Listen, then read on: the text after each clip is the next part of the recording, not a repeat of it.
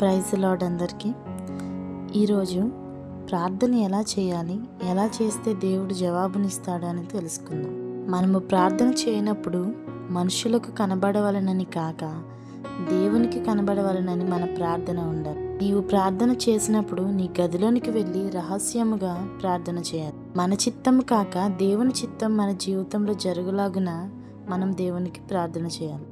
మనలో ప్రార్థన చేసినప్పుడు ఏమాత్రం కూడా అవిశ్వాసముతో కాక విశ్వాసముతో దేవుని అడగవలను. కన్నీటితో చేసే ప్రార్థన దేవుని హృదయాన్ని తాకుతుంది.